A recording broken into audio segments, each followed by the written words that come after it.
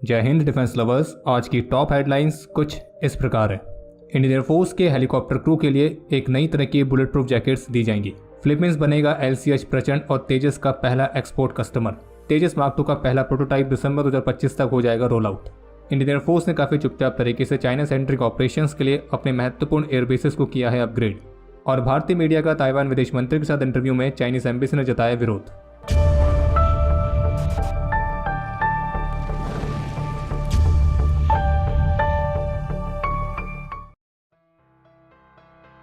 Latest reports के मुताबिक counter terrorist environment और इंटरनल सिक्योरिटी ड्यूटीज में तैनात इंडियन एयरफोर्स के हेलीकॉप्टर क्रू को नई बुलेट प्रूफ जैकेट्स दी जाएंगी, जो कि मौजूदा वेरिएंट्स की तुलना में वजन में हल्की होगी और पहनने में भी काफी आरामदायक होगी, ताकि हेलीकॉप्टर क्रू इस बुलेट प्रूफ जैकेट को फ्लाई करते समय लंबे समय तक पहन सके। और इन नई बुलेट प्रूफ जैकेट्स के डिजाइन के लिए इंडियन एयरफोर्स ने इंडियन इंडस्ट्रीज को अप्रोच किया है, जिसमें एयरफोर्स चाहती है कि इन बुलेट प्रूफ जैकेट्स का वजन हल्का रखने के साथ साथ ये जो बुलेट प्रूफ जैकेट होगी तो ये फ्लाइंग और ग्राउंड पर कॉम्बैट सर्वाइवल के दौरान एयर क्रू को स्मॉल आर्म्स के फायर से पर्याप्त सुरक्षा देने में भी सक्षम हो। बाकी रिपोर्ट के मुताबिक अभी वर्तमान समय में जिस तरह की बुलेट प्रूफ जैकेट्स का इस्तेमाल किया जा रहा है उसका वजन लगभग 6.5 किलोग्राम है, लेकिन वो काफ़ी ज़्यादा फ्लफी है, बल्कि है और फ्लाई करते समय उसको पहने रखना काफ़ी मुश्किल है। और इसके अलावा इस जैकेट के ऊपर एक अलग से टैक्टिकल वेस्ट को पहनना होता है, जिसमें एम्यूनेशन और सर्वाइवल गियर को कैरी किया जा सके। और इसलिए इंडियन एयरफोर्स की जो नई बुलेट प्रूफ जैकेट्स की रिक्वायरमेंट है तो उसके मुताबिक इसमें फ्लाइंग के दौरान 4 किलोग्राम से ज़्यादा वजन नहीं होना चाहिए, जबकि ग्राउंड पर किसी कॉम्बैट सर्वाइवल मिशन के दौरान इसका वजन 8 किलोग्राम से ऊपर नहीं होना चाहिए। और हार्ड आर्मर पैनल्स और सॉफ्ट आर्मर पैनल्स के कॉम्बिनेशन का इस्तेमाल करके इसमें लेवल 3+ की बैलिस्टिक प्रोटेक्शन होनी चाहिए, जिसका मतलब यह है कि ये जो बुलेट प्रूफ जैकेट होगी तो ये 25 मीटर की रेंज से फायर किए गए AK-47 के राउंड से भी सुरक्षा प्रदान करने में सक्षम होगी। बाकी किसी एंटी टेररिस्ट ऑपरेशंस या फिर किसी एंटी नक्सल ऑपरेशन जैसी इंटरनल सिक्योरिटी ड्यूटीज में तैनाती के समय हेलीकॉप्टर के साथ साथ हेलीकॉप्टर का जो एयर क्रू होता है तो वो भी दुश्मन की तरफ से आने वाले फायर के रिस्क में रहता है। और चूंकि इंडियन एयरफोर्स इस तरह के एनवायरनमेंट में रेगुलरली ऑपरेट करती रहती है तो इसलिए हेलीकॉप्टर के क्रू की सेफ्टी को सुनिश्चित करना बेहद जरूरी है। बाकी इस जैकेट के 2 कंपोनेंट्स रहेंगे। इसका जो इनर वाला हिस्सा होगा तो वो फ्रंट और साइड से प्रोटेक्शन प्रोवाइड करेगा और इसे खास तौर पर फ्लाइंग के समय पहना जाएगा। वहीं जो उसका बाहर वाला शेल होगा जिसमें स्टोरेज पॉकेट्स होगी और ऑल राउंड टॉर्सो प्रोटेक्शन भी होगी, तो इसे खास तौर पर ग्राउंड पर किसी कॉम्बैट सर्वाइवल मिशन के दौरान पहना जाएगा, यानी कि ऐसा कोई केस जब हेलीकॉप्टर को ग्राउंड पर उतारना पड़े। बाकी भारत की क्लाइमेटिक कंडीशन को ध्यान में रखते हुए इस जैकेट को इस तरह से डिजाइन किया जाएगा ताकि ये कॉम्बैट सर्वाइवल के दौरान पर्याप्त मात्रा में मैन्यूवरेबिलिटी प्रोवाइड करे और जबकि फ्लाइंग के दौरान एयर क्रू की मोबिलिटी में किसी भी तरह की बाधा ना बने। और आग लगने जैसी किसी स्थिति के लिए इसमें फ्लेम रिटार्डेंट प्रॉपर्टीज भी रहेंगी। अभी हाल ही में भारत शक्ति के editor in chief mister Nitin Gokhale sir ने HAL प्रमुख मिस्टर CB अनंतकृष्णन के साथ एक एक्सक्लूसिव इंटरव्यू किया था और इस इंटरव्यू से कई सारे एक्सक्लूसिव इन्फॉर्मेशन भी सामने आई है। जैसे कि HAL के CMD की तरफ से बताया गया है कि करीब 5 से 6 देश हैं जिन्होंने भारत की तेजस फाइटर को खरीदने के लिए एक सीरियस इंटरेस्ट दिखाया है, जिसमें अर्जेंटीना, इजिप्ट, फिलीपींस, नाइजीरिया इस तरह की कंट्रीज भी आती हैं।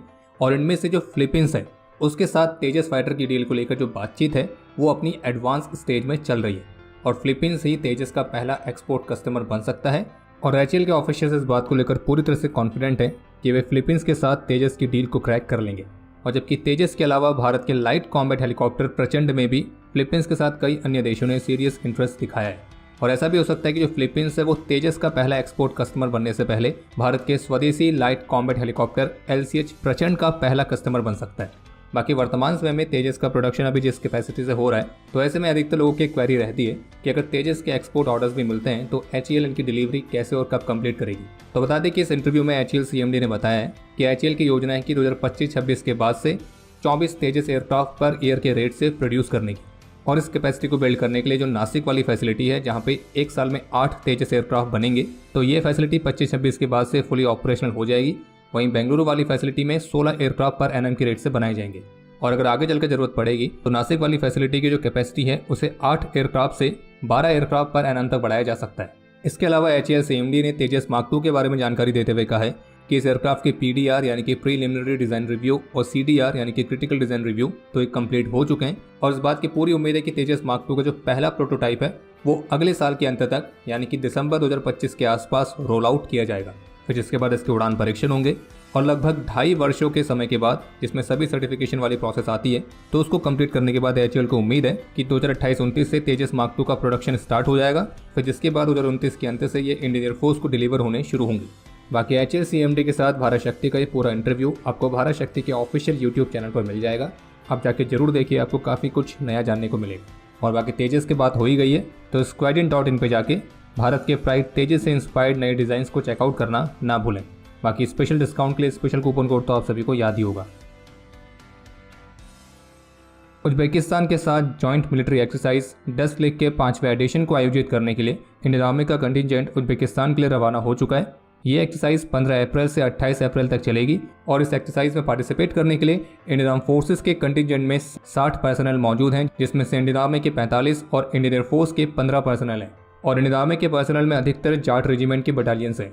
बाकी इस एक्सरसाइज के दौरान भारत और उज्बेकिस्तान की जो मिलिट्रीज हैं वो संयुक्त रूप से मिलकर tactical drills, special arms skills, joint planning, तो इस तरह की अलग अलग एक्टिविटीज़ को कंडक्ट करेंगी।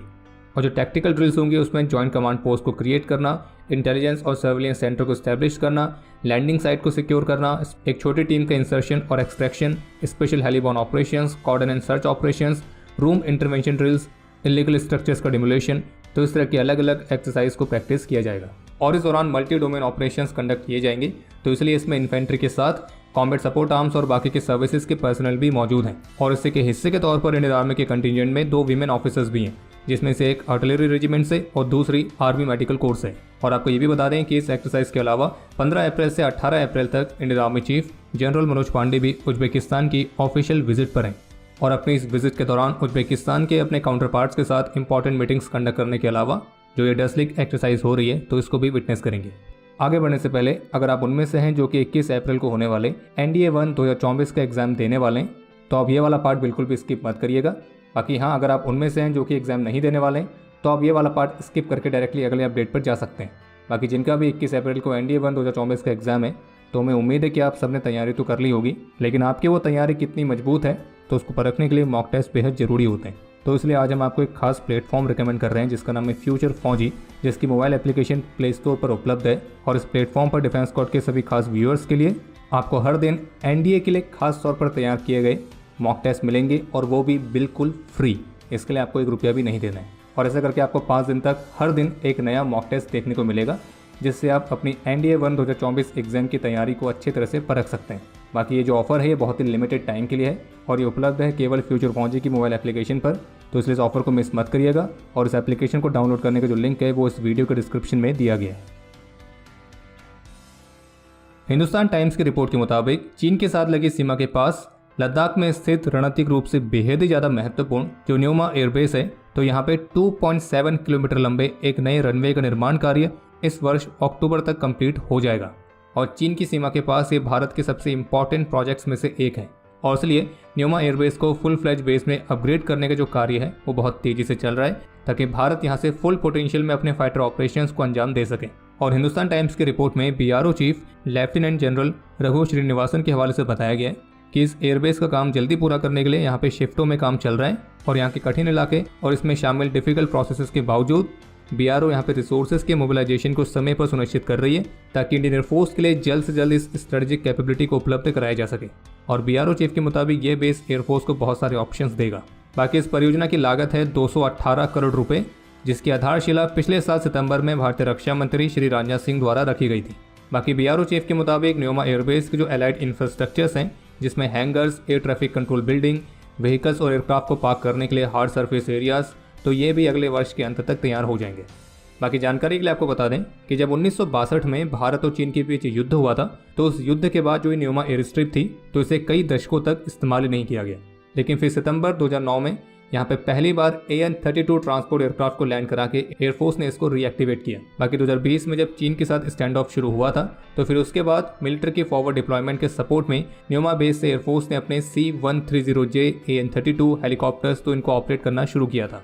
और जबकि centre for air power studies के former DG air marshal Anil Chopra sir के मुताबिक जो न्योमा एयरबेस है तो वो लेह की तुलना में ज़्यादा बेहतर और समतल घाटी में आता है और ये LAC के बेहद करीब भी है, तो इसलिए इंडियन एयरफोर्स के लिए बेहद ही क्रूशियल एयरबेस बन जाता है क्योंकि यहाँ से एयरफोर्स न केवल ट्रांसपोर्ट एयरक्राफ्ट के ऑपरेशंस बल्कि फाइटर जेट के ऑपरेशंस को भी आराम से अंजाम दे सकती है। इस एयरबेस से इंडियन एयरफोर्स बहुत तेजी से इंटरडिक्शन स्ट्राइक्स को लॉन्च कर सकती है, जरूरत पड़ने पर फॉरवर्ड एरियाज पर बहुत तेजी से ट्रूप्स और इक्विपमेंट को इंसर्ट करा सकती है और इस तरह के बहुत सारे एडवांटेजेस हैं जो कि इस एयरबेस से इंडियन एयरफोर्स को मिलते हैं। कल शनिवार को भारतीय विदेश मंत्री डॉक्टर एस जयशंकर द्वारा उनके ईरानियन काउंटर पार्ट के साथ कन्वर्सेशन करने के बाद ईरान इस बात को लेकर सहमत हो गया है कि वो भारत सरकार के रिप्रेजेंटेटिव्स को ईरान द्वारा सीज की गई कार्गो शिप पर सवार 17 भारतीय क्रू से मिलने की अनुमति देगा। बाकी इसके अलावा एक अपडेट यह है कि अभी हाल ही में जो वियोन ने ताइवान के विदेश मंत्री के साथ एक्सक्लूसिव इंटरव्यू कंडक्ट किया था, तो वियोन के इस इंटरव्यू पर चाइनीज एम्बेसी ने अपना विरोध जताया, जिसमें उनका यह कहना था कि वे इस इंटरव्यू की कड़ी निंदा करते हैं और दृढ़ता से इसका विरोध करते हैं।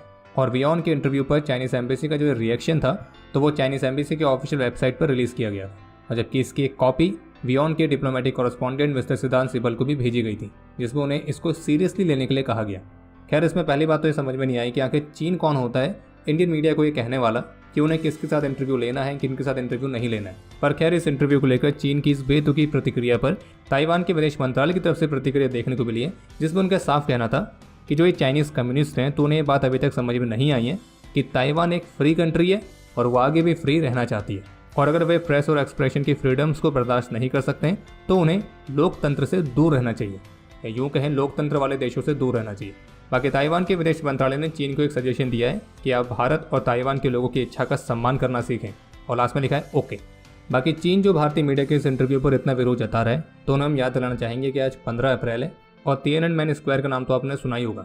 तो डिफेंस एक्सपी नेटवर्क चैनल पर हमने एक बहुत स्पेशल वीडियो उस पर अपलोड करी है। उस वीडियो से आपको जानने को मिलेगा कि चीन की जो कम्युनिस्ट पार्टी है उसका रियल फेस कैसा है और एक्चुअल में डिक्टेटरशिप कहते किसे हैं।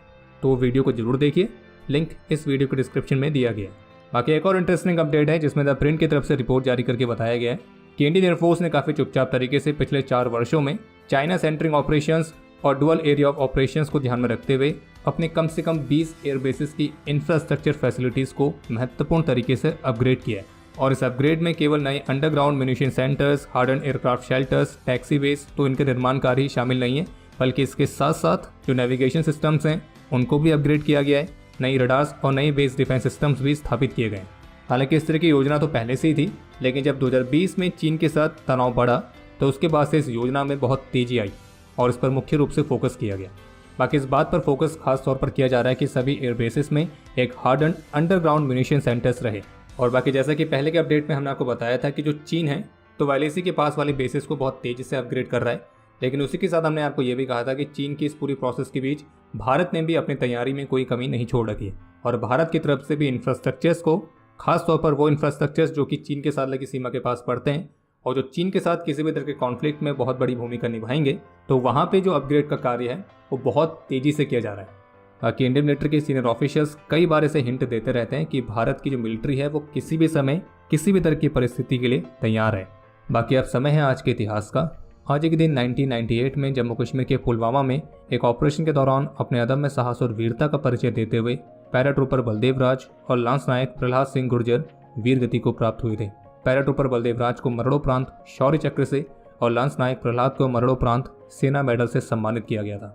और आज इंडियन एयरफोर्स के एकमात्र 5 star rank officer marshal of the air force Arjun Singh sir की 105वीं बर्थ एनिवर्सरी भी है। बाकी आपके लिए आज का प्रश्न यही है कि marshal of the air force Arjun Singh Indian air force की सर्विस में कौन से वर्ष में कमीशन हुए थे। और अब समय है आज के टॉप 3 कमेंट्स का, जो ये रहे आपकी स्क्रीन पर।